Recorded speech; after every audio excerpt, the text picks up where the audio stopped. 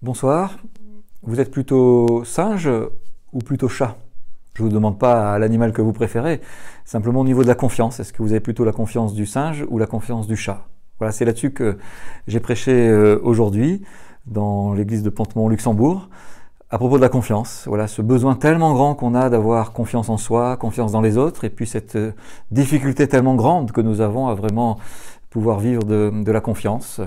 Et voilà les textes bibliques qui nous parlent sans arrêt de confiance ou de foi, parce que c'est la même chose. C'est une manière différente de traduire un même mot, la confiance, la foi.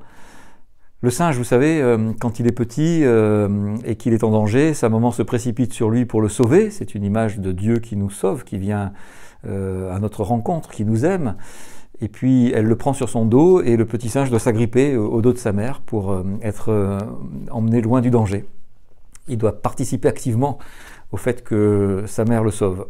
Le chat, par contre, lui, le petit chat, quand il est en danger, eh bien, sa mère vient aussi pareillement pour le sauver. C'est une image pareille de ce Dieu d'amour, mais il n'a qu'à être passif, parce que la maman chat le prend par la peau du cou et le tient solidement, et il peut être en confiance, il peut se débattre, il peut protester. Non, elle l'emporte. C'est une image de la confiance, telle que nous la vivons dans notre Église, telle que nous la comprenons dans l'Évangile. Un Dieu qui vient à nous parce qu'il a décidé de nous aimer, pas parce que nous serions aimables, pas parce que nous serions bien accrochés à son dos, mais parce que tout simplement, il a décidé de faire confiance en nous. Il croit en nous. Et nous pouvons nous baser sur la foi de Dieu en nous. Et alors nous pouvons développer la confiance en nous-mêmes, parce que ce Dieu, vaille que vaille, coûte que coûte, de manière inconditionnelle et de manière définitive, vient nous prendre par la peau du cou.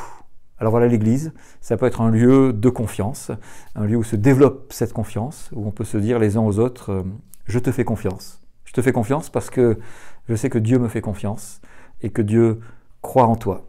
Alors voilà, l'Église comme lieu de confiance, c'est-à-dire comme un rassemblement de tous les petits chats que nous sommes, simplement confiants dans ce Dieu qui nous tient par la peau du cou et si solidement.